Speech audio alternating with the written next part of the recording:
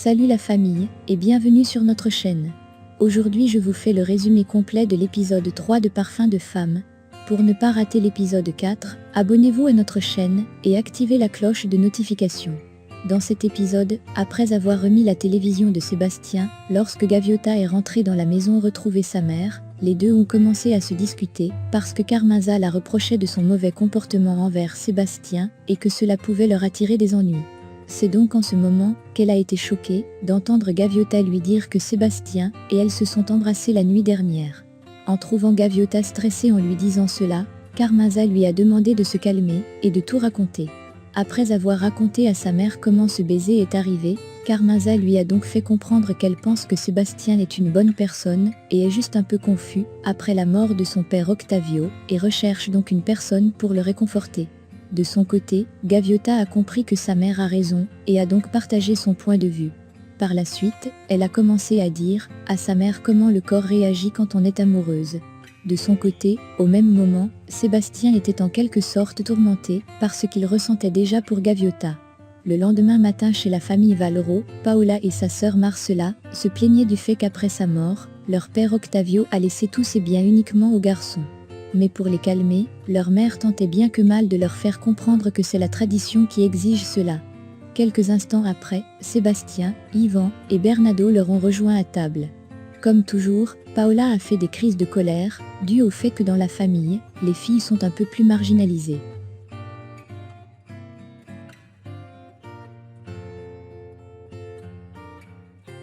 Pendant ce temps, de l'autre côté, Gaviota essayait de convaincre sa mère en lui disant qu'elles ont cotisé pendant longtemps pour donner cet argent à leur patron Octavio Valero et que même, si ce terrain qu'elles ont acheté ne devient pas le leur, elles vont tout faire pour quitter une bonne fois pour toute la plantation Casablanca. Pendant le déjeuner, lorsqu'Yvan a dit aux autres qu'il compte se marier avec Lucretia, leur mère était hyper heureuse d'entendre cela et c'était la joie totale. Sauf Marcela, qui n'avait pas du tout l'air d'aimer cette nouvelle, vu ce que Yvan a voulu faire à Gaviota. Juste après leur dîner, quand Sébastien et Yvan se sont retrouvés seuls un instant, il a fait savoir à Yvan qu'il voulait parler avec lui à propos de ce qui s'est passé la nuit précédente.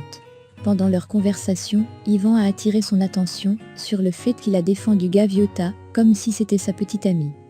Afin de mettre Sébastien mal à l'aise et l'éloigner de Gaviota, Yvan lui a menti en disant que ce qu'il ignore est que Gaviota était la première à venir vers lui.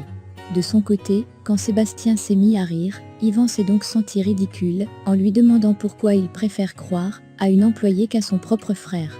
Ayant changé de sujet, lorsqu'Yvan lui a posé la question de savoir s'il veut devenir son meilleur partenaire dans les affaires après la mort de leur père.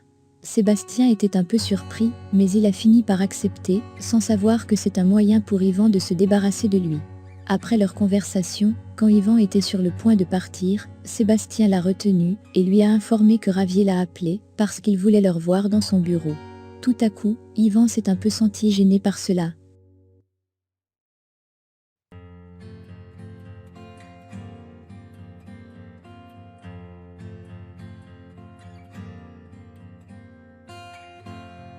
Plus tard, quand Yvan a reçu l'appel de sa future fiancée, celle-ci lui a de nouveau demandé pourquoi est-ce qu'il est parti sans lui dire. De son côté, il a de nouveau trouvé un prétexte pour mentir. Étant avec l'avocat de Octavio, Yvan a demandé à vérifier les documents de son père, car pour lui, Gaviota et sa mère réclament un hectare de terrain, qui n'est pas en réalité pour eux. Mais de son côté, l'avocat de Octavio lui disait que Octavio avant sa mort, a lui-même signé ce contrat avec Gaviota et Carmenza, sans qu'elle ne lui fasse du chantage. Mais pour sa part, Yvan était prêt à tout faire pour récupérer ce terrain. Cependant ce temps, de l'autre côté, quand Marcela a demandé à Sébastien ce qui s'est passé avec Gaviota, Sébastien quant à lui, a juste répondu qu'elle est une fille, avec qui il n'imagine même pas vivre.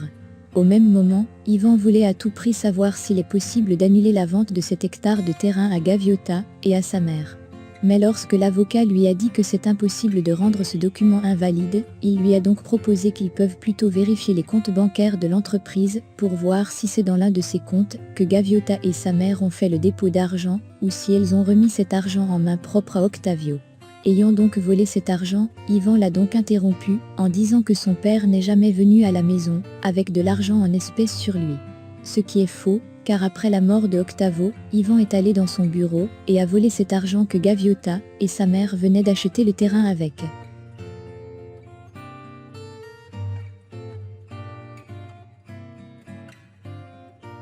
Pendant ce temps, Paola, Lucretia et leur mère parlaient déjà des préparatifs du mariage de Lucretia et Yvan. Pendant ce temps, à l'extérieur,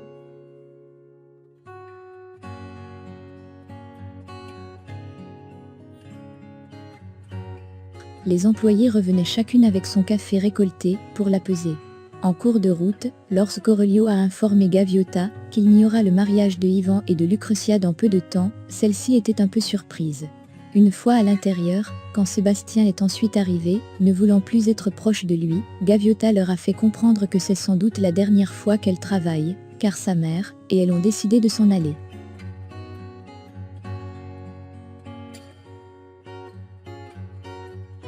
Pendant ce temps, de l'autre côté, quand Ravier rejoint Yvan dans la salle de conférence, celui-ci demande alors à savoir pourquoi est-ce qu'il aimerait le voir avec son frère Sébastien. De son côté, Ravier lui a fait comprendre qu'avant la mort de Octavio, ce dernier était déjà au courant de tout. Trouvant déjà Yvan paniqué, Ravier a avoué à Yvan qu'il a constaté que depuis un certain temps, tout l'argent d'Octavio était transféré dans des comptes bancaires inconnus et il a décidé de demander les coordonnées d'un de ces comptes. De son côté, Yvan savait dès lors que les enquêtes allaient remonter jusqu'à lui et tout le monde devait savoir que c'est lui qui détournait tout l'argent de son père vers les comptes inconnus avec la complicité de Carlos. En demandant à Ravier qui est-ce qu'il essaye d'accuser, celui-ci a juste dit qu'il n'accuse personne, mais qu'il trouve juste étrange que lui, Yvan, ne soit pas derrière tout ça. Se sentant alors coincé, Yvan a voulu mettre tout sur le dos de Pablo Emilio. Et sans hésiter, Ravier a demandé à la secrétaire de faire appel à ce Pablo Emilio. Chose qui a un peu stressé Yvan.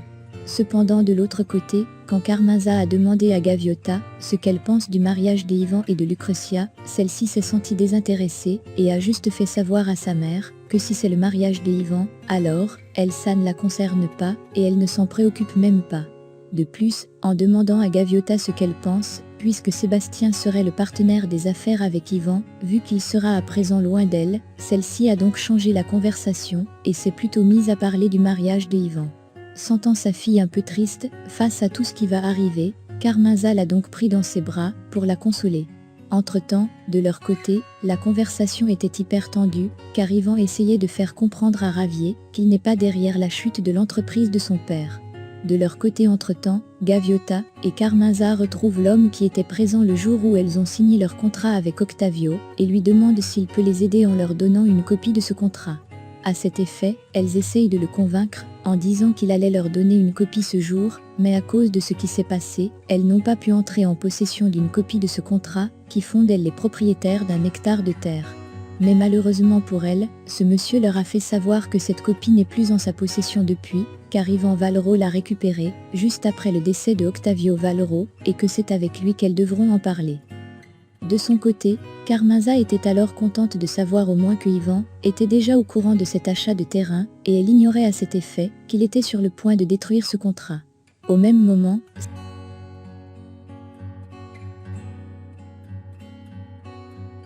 sachant que Ravier était en train d'enquêter sur lui, Yvan a fait appel à Carlos pour lui donner rendez-vous. Cependant de l'autre côté, Gaviota était un peu perplexe en demandant à sa mère pourquoi Yvan n'a rien dit depuis à propos du contrat qu'elles avaient avec Octavio, vu qu'il a tous ses documents. De son côté, Carmenza lui a proposé de demander cela à Yvan dès qu'il sera de retour. Quelques heures plus tard, quand Sébastien arrive avec Aurelio et tombe sur Gaviota dans le bar de Pedro avec Aurelio, il se demande bien si Gaviota et ses amis pourront accepter de partager la même table avec eux. Quand ils ont par la suite pris place, Sébastien étant tout souriant devant sa bien-aimée, lui a demandé comment elle va et pourquoi elle n'est pas aujourd'hui avec sa mère. De son côté, elle a juste dit que sa mère est au téléphone, et tout ceci en le fixant d'un regard séduisant.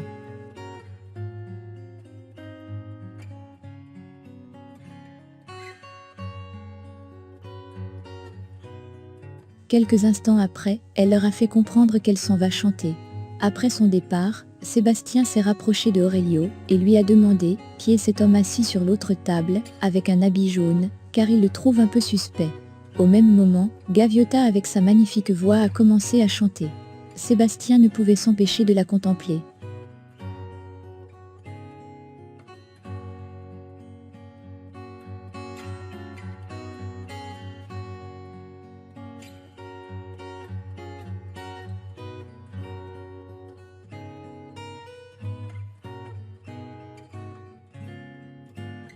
De l'autre côté, pendant sa conversation avec Carlos, Ivan lui a fait comprendre qu'il pense que Javier aurait dit à son père que c'est lui, Ivan, qui est le suspect dans ce détournement de fonds.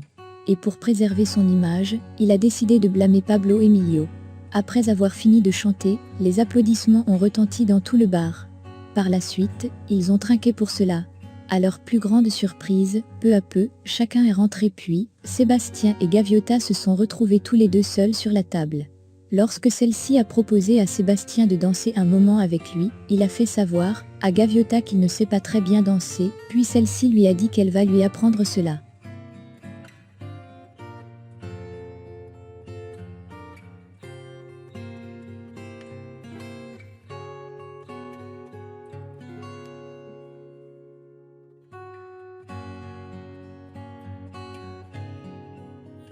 Par la suite, ils se sont levés et se sont mis à danser, de manière romantique. Voilà les amis, c'est tout pour le résumé de l'épisode 3, de Parfum de femme.